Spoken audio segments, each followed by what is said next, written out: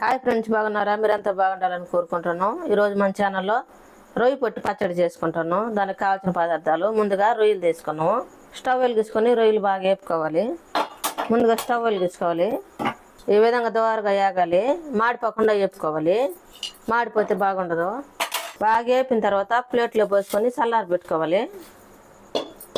మళ్ళీ స్టవ్ వెలిగించుకొని బండి పెట్టుకొని ఆయిల్ వేసుకోవాలి. ఆయిల్ ముందుగానే వేసాము. ఆయిల్ బాగా వేడైన తర్వాత ఎండుమిరపకాయలు వేసుకోవాలి. ఒక 5 ఎండుమిరపకాయలు వేసుకోవాలి.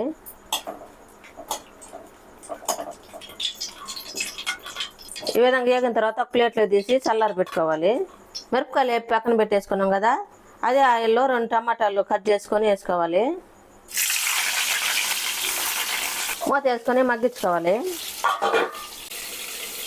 రొయ్యలు వేపి పెట్టుకున్నాం కదా, ఈ చల్లారిన తర్వాత బాగా నలుపుకోవాలి. ఈ విధంగా ఇసుక ఏమన్నా ఉంటే పోతుంది. ఈ విధంగా నలిపామంటే ప్లేట్లో కాకుండా చాట్లో వేసైనా కానీ బాగా నలిపేసేట.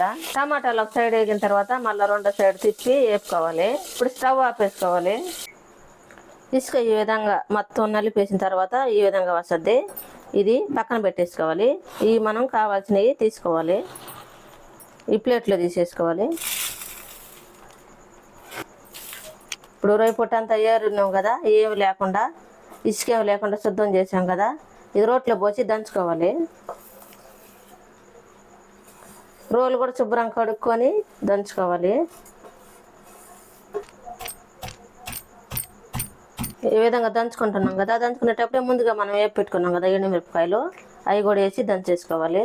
మిరపకాయలు కూడా ఈ విధంగా తుంచేసుకొని దంచుకోవాలి. ఈ విధంగా దంచుకున్న తర్వాత చింతపండు, ఇది చింతపండు చూసారా, కొద్దిగా చింతపండు తీసుకోవాలి. ఇది బాగా కడిగి దీంట్లో వేసి దంచేసుకోవాలి. ఇది దంచుకునేటప్పుడు ఉప్పు వేసి దంచుకోవాలి. ఉప్పు మన టేస్ట్కి తగ్గట్టుగా ఉప్పు వేసుకోవాలి. మన టమాటాలు ఉడకబెట్టుకున్నాం కదా, అవి బాగా చల్లారిన తర్వాత రోట్లో వేసి ఇవి కూడా దంచుకోవాలి. ఒకసారి మొత్తం కలిపి వేసుకోవాలి. గంటితోటి అడుగున అంటుకొని ఉంటుంది.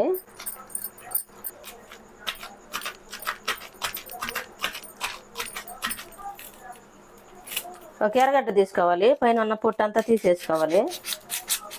ఈ విధంగా కట్ చేసుకొని పొట్టు అంతా తీసేసి పారేయాలి. మనం పైన పొట్టు అంతా తీసేసినాం కదా, శుభ్రంగా కడుక్కోవాలి. పైన నలుపు ఎలాంటివి లేకుండా ఉంటాయి కడిగితే. అవి ఇప్పుడు మళ్ళీ పచ్చట్లు వేసుకొని దంచుకోవాలి. ఎంత టేస్టీగా ఉండే రొయ్యల పచ్చడి రెడీ అయింది. మీరు కూడా మీ ఇంట్లో చేసుకొని ఎలా ఉందో మా కామెంట్లో పెట్టండి. లైక్ షేర్ చేయండి, సబ్స్క్రైబ్ చేసుకోండి, పక్కన ఉన్న బెల్ నొక్కండి. Thank for watching.